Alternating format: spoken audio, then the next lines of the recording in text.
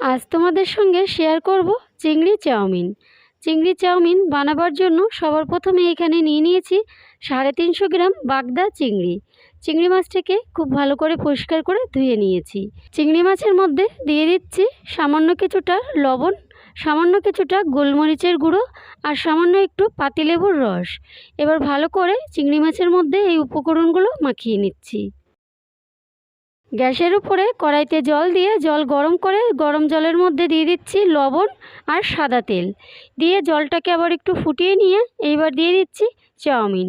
চাউমিনটাকে দিয়ে একটু ভালো করে নাড়াচাড়া করে চাউমিনটাকে সিদ্ধ করে নেব। তবে আমি এখানে কিন্তু 4-5 মিনিটের বেশি চাউমিন সিদ্ধ করব না, তাহলে কিন্তু চাউমিন ঝরঝরা হবে না।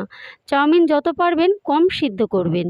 চাউমিন আমার 4-5 মিনিট সিদ্ধ করে নেওয়া হয়ে গেছে। এবার নামিয়ে ঠান্ডা জল দিয়ে খুব ভালো করে ধুয়ে নেব। ওই একই কড়াইতে কিছুটা তেল দিয়ে এবার ম্যারিনেট করে রাখা চিংড়ি মাছটা দিয়ে চিংড়ি মাছটাকে 30 থেকে 40 সেকেন্ড একটু নেড়েচেড়ে ভেজে নামিয়ে নেব। আমার এই ভিডিওটি ভালো লাগলে লাইক, কমেন্ট, শেয়ার করবেন। নতুন বন্ধু হয়ে থাকলে চ্যানেলটি সাবস্ক্রাইব করবেন। ফেসবুক থেকে দেখলে আমার পেজটিকে ফলো করবেন। চিংড়ি মাছ ভাজা ওই একই তেলের মধ্যে দিয়ে দিচ্ছি রসুন দিয়ে রসুনটাকে একটু ভালো করে ভেজে নিয়ে দিয়ে দিচ্ছি পেঁয়াজ কুচি। এবার পেঁয়াজ কুচি আর রসুন কুচিটাকে একটু ভালো করে ভেজে নেব।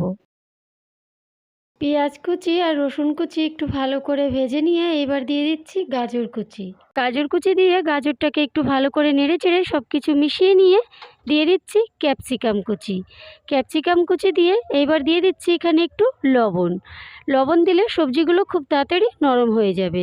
লবণ দিয়ে এবার ভালো করে একটু নেড়ে চেড়ে 2-3 মিনিট এই সবজিগুলোকে একটু ভেজে নেব। সবজিগুলো একটু ভালো করে ভেজে নিয়ে এইবার দিয়ে দিচ্ছি ভেজে রাখা চিংড়ি মাছ দিয়ে সব কিছু ভালো করে একটু মিশিয়ে নিয়ে দিয়ে দিচ্ছি সিদ্ধ করে রাখা চাউমিন দিয়ে এইবার সব কিছু একটু ভালো করে মিশিয়ে নেব। সব কিছু খুব ভালো করে মিশিয়ে নিয়ে দিয়ে দিচ্ছি এখানে গ্রিন চিলি সস, 1 চামচ ভিনিগার আর প্রয়োজন অনুযায়ী টমেটোর সস। এবার এই সব কিছু খুব ভালো করে মিশিয়ে নেব।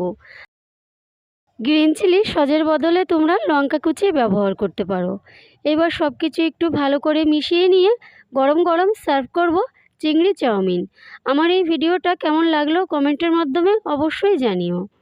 তাহলে বন্ধুরা, আমার আজকের ভিডিওটা আমি এখানেই শেষ করছি। আবার দেখা হবে অন্য কোনো রেসিপির সঙ্গে। ভালো থাকবেন, সুস্থ থাকবেন, নমস্কার।